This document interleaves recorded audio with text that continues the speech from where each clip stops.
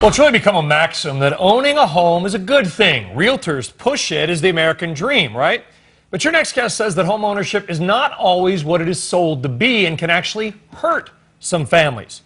Richard Florida is the author of The Great Reset. He is a professor of business at the University of Toronto and joins us now with more on why it may be time for some to rethink home ownership. Loved your piece the other day, Richard. Thank you very much for coming on the program.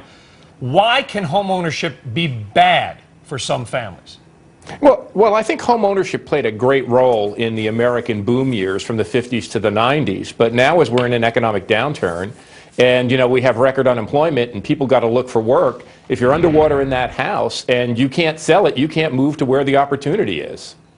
And also, Richard, if you believe that there is deflation, if you rent, you can move and capture lower rents. But again, if you have a fixed mortgage and there's deflation, you're paying off a fixed debt with dollars that are worth less and less, right?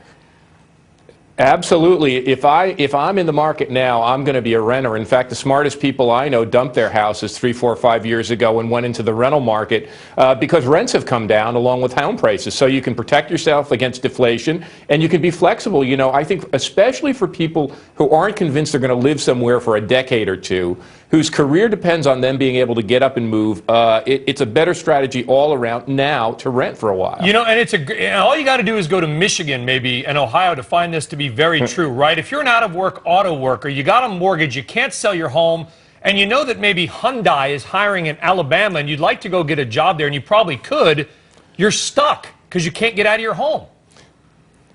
Absolutely. My wife is from the greater Detroit area. Her entire family lives there. And, they're doing fine. They have college degrees. They're professionals.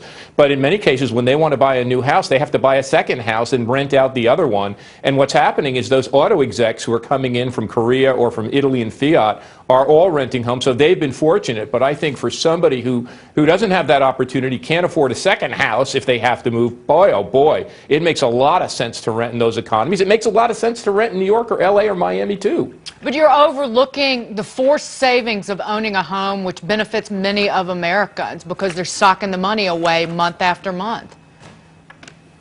Yeah, I'm not so sure. You guys know better than me than this, but I'm not so sure an illiquid, undiverse asset that you can't exit is the best place to put your money these days. I'd much rather see people put it in bonds or, get a little bit of currency diversity, as your previous guest was talking about. I think the worst place to store your money these days is in bricks and mortar, particularly because, it may look like it's adding up if it doesn't go down, the housing market doesn't go down anymore. What the heck do you do when you have to exit? You may be holding on to that thing for 5, 6, 7, 10 years. Doesn't make sense to me. But you act like being able to exit quickly is a good thing for people with an itchy trigger finger that'll make the decision at absolutely the worst time. And name a house where it's been on the market for 10 years and somebody hadn't been able to sell it.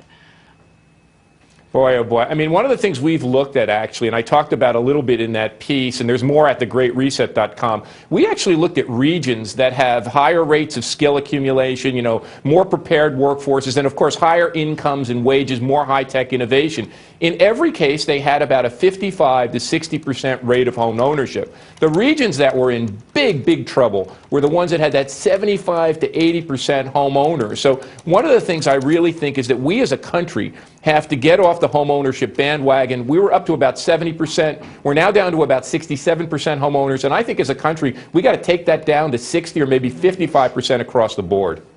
Richard Florida, author of The Great Reset, professor of business at University of Toronto, and a man who will not be speaking at any upcoming real estate conventions. Richard is a No, I just may be. I've been getting invited. Thank you, and guys. Renter convention. But now you will, so they can yell at you. Exactly. Richard, thank you very much. Great points. Thank you guys for having me on. It's been great to be with you. Thank you so much.